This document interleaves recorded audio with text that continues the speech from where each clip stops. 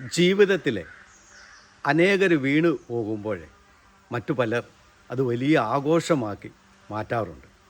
അന്ന് വരെ അവർ ചെയ്ത എല്ലാ നന്മകളും മറന്നുകൊണ്ട് അവരുടെ വീഴ്ചകളെ ഏതെല്ലാം രീതിയിൽ ആഘോഷമാകാം, ഏതെല്ലാം രീതിയിൽ അവരെ തകർക്കാമോ ആ രീതിയിലെല്ലാം ഇന്ന് നമ്മുടെ സമൂഹത്തിൽ ഒരു കാഴ്ച കാണുന്നുണ്ട്. എന്നാൽ ബൈബിള് നമ്മളോട് പറയുന്നു, നിൽക്കുന്നവൻ വീഴാതിരിക്കാൻ സൂക്ഷിച്ചു കൊള്ളുവിൻ. നമ്മളും നാളെ വീഴാം. നമുക്ക് നാളെ ബലഹീനതകളുണ്ടാകും. നമ്മളാരും എല്ലാം തികഞ്ഞവരായി ഈ ഭൂമിയിലില്ല. അതുകൊണ്ട് ജീവിതത്തിൽ ഒരു മനുഷ്യൻ്റെയും ജീവിതത്തിൽ നമ്മൾ ആഹ്ലാദിക്കുകയോ ഒരു മനുഷ്യൻ്റെ തകർച്ച ആഘോഷിക്കുകയും ചെയ്യരുത്.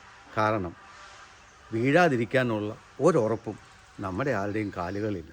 എപ്പം വേണേലും നമ്മളും വീഴും, എപ്പം വേണേലും നമ്മളും തകരും, എപ്പം വേണേലും നമ്മുടെയും ജീവിതത്തിൽ മറ്റുള്ളവർക്കുണ്ടായതൊക്കെ വരുമെന്ന് നമ്മളും ഓർക്കുക. വചനം ഓർക്കുക, നിൽക്കുന്നവൻ വീഴാതിരിക്കാൻ സൂക്ഷിച്ചു കൊള്ളുക. അതുകൊണ്ട് ജീവിതത്തിൽ ആരുടെയും വീഴ്ച നമ്മൾ ആഘോഷമാക്കരുത്. പകരം അവർ ചെയ്ത നന്മകൾ, അവരെന്തോരം നന്മകൾ ചെയ്തിട്ടുള്ള വ്യക്തികളായിരിക്കും. ആ നന്മകളെ ഒന്ന് ഓർത്തിട്ട് ഒരുപക്ഷെ അവരുടെ കയ്യിൽ നിന്ന് വന്ന ഒരു ചെറിയ വീഴ്ചകളെ എടുത്ത് കാണിക്കാതെ നന്മകളെ ഓർത്ത് നോക്കുക. അതാണ് ദൈവം നമ്മളെയെല്ലാം പഠിപ്പിക്കുന്ന വലിയൊരു പാഠം. എന്നും നമ്മുടെ ജീവിതത്തിൽ നമ്മൾ ഓർക്കുക, നിൽക്കുന്നവൻ വീഴാതിരിക്കാൻ സൂക്ഷിച്ചു കൊള്ളുക. ദൈവം നിങ്ങളെ അനുഗ്രഹിക്കട്ടെ.